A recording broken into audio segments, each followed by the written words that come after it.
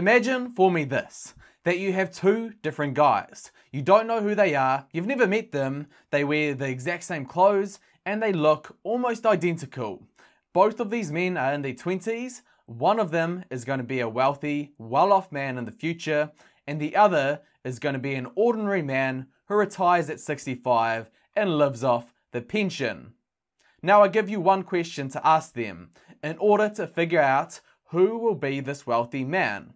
Now most people would probably ask, what type of job do they have? What school do they go to? These are the wrong questions to ask. I personally would ask, what do you know about investing?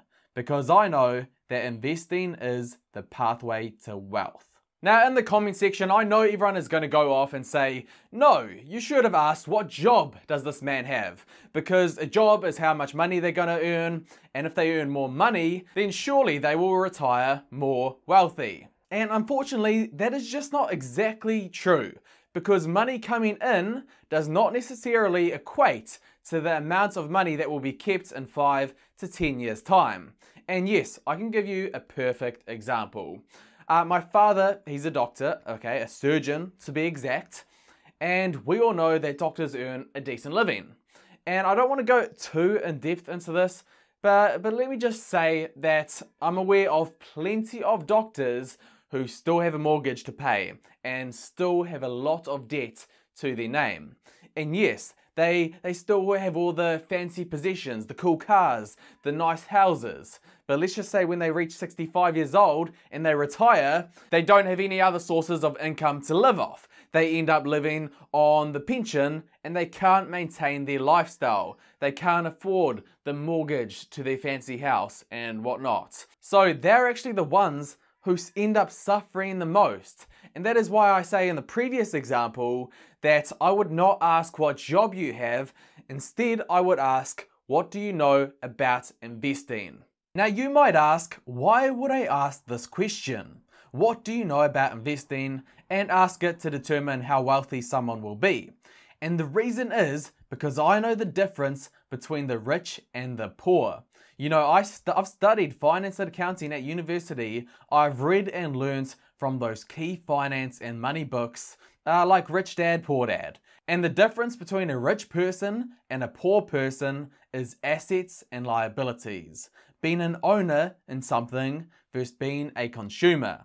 So what it means if you are an investor or you are investing, it means you are becoming an owner in something. If you invest in stocks, you're becoming an owner in businesses. And what do businesses do?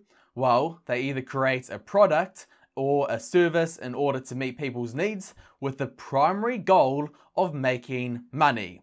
And let me ask you this, where, or should I say who, do you think this money goes to? It goes to the owner of the businesses, the people who invested in the businesses. And I should probably mention this as well, you can also do something called real estate investing, where you invest in properties and you have people who rent out these properties and pay you money. Now I want to make this crystal clear.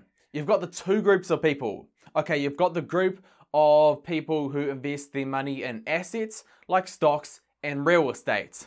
And with stocks, you own businesses. The businesses, what do? They end up making money, and then they either pay out this money to the owners or they reinvest it in the business, and thus the price of the stocks go up. And then you've got the real estate on the other hand, they get paid their money from the renters of the property. Okay, that's the first group of people.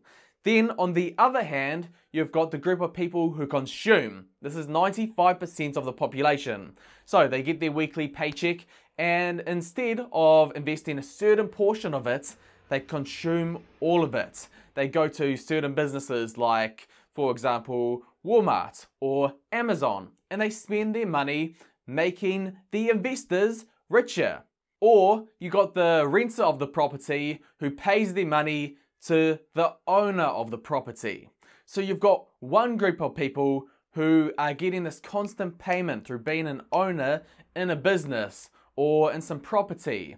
Maybe you own a stock like Walmart or Facebook, or you own some property in wherever it may be. These people are getting constant payments coming into them. They don't even have to do any extra work to earn these payments. Then you've got the other group of people, they constantly have to pay money. It's called a liability, it's called being a consumer. Whether it be consuming through buying junk on Amazon, as I said before, or having to pay your monthly car payments. One group of people earning money from doing nothing, and the other group of people paying money, and generally only getting junk in return. And I just wanted to explain this to you. The beauty of investing in stocks. You'll see this once you get into it. Let's just say this investing lifestyle of constantly looking at different stocks and actually wanting to become an owner in these stocks, in these businesses.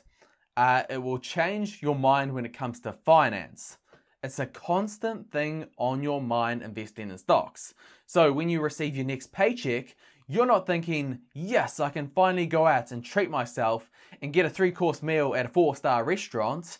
You're thinking, yes, I finally have the money available to go out and buy some Facebook stock or to go out and buy some Apple stock.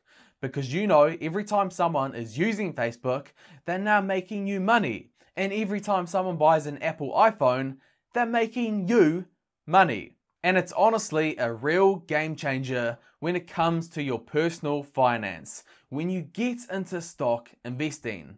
And you know, Dave Ramsey, he's so big, and the thing that he purely does is change the mindset and the habits of the everyday person to learn how to save their money, stop consuming, and stop wasting money, but instead invest it and save it. One of the beauties of stock investing is you're always aware of how much money you have and where your money's going, because you want to go out and invest this money. You don't want to waste this money on some junk when you can use this money to go out and own part of a business. And I honestly think stock investing is a game changer when it comes to personal finance. It helps change your habits. To be honest, this might be the most important factor of investing in individual stocks. The fact that it pushes you into being aware of your money and investing it. Now I want to talk about why it's so important to learn this information when you're young. Because if you invest when you're young, you can harness the power of something called compound interest. And let me show you something. Let's just say there are 3 people out there who in their lifetime at some stage, they all learned how to invest. First, you've got Michael, who saved $1,000 per month from the time he turned 25 until he turned 35. Then he stopped saving but left his money in his investment accounts, where it continued to accrue at a 7% rate until he retired at age 65. Then you've got Jennifer, who held off and didn't start saving until age 35. She put away $1,000 per month from her 35th birthday until she turned 45. Like Michael, she left the balance in her investment accounts, where it continued to accrue at a rate of 7% until age 65. Lastly, you've got Sam, and he didn't get around to investing until age 45. Still, he invested $1,000 per month for 10 years, halting his savings at age 55. Then he also left his money to accrue at a 7% rate until his 65th birthday. Michael, Jennifer, and Sam each saved the same amount, $120,000, over a 10-year period. Sadly for Jennifer, and even more so for Sam, their ending balances were dramatically different. Michael ended up with $1,444,000. Jennifer ended up with $734,000. And Sam ended up with just $373,000. As you can see from this graph, the power that time has is ridiculous when it comes to investing. Remember, Michael stopped investing after just 10 years, and look at how his investment took off. Whereas Jennifer, yes, she had a bit of time to take off, but not as much as Michael. so she only ended up with half of what Michael had. And Sam, well, unfortunately for Sam, he just didn't harness the power of time and the power of owning businesses and investing. Because remember, that's what investing is. It's owning businesses. And if you own businesses and give them time and also invest smartly, the businesses will just make money for you. Let them do their job and give it time, and you will make a lot of money. And this is why I say the most important thing you can learn in your 20s is learn how to invest. Well, okay, maybe there are other more important things to learn that you could argue, like trying to be a good person, whatnot. But at least when it comes to your finances, learning how to invest is vital because you want to become a business owner. Stocks are businesses. And when you buy stocks, you're a business owner. Buy quality businesses at attractive prices, give them time, and you will become a wealthy man or a wealthy woman. It's as simple as that.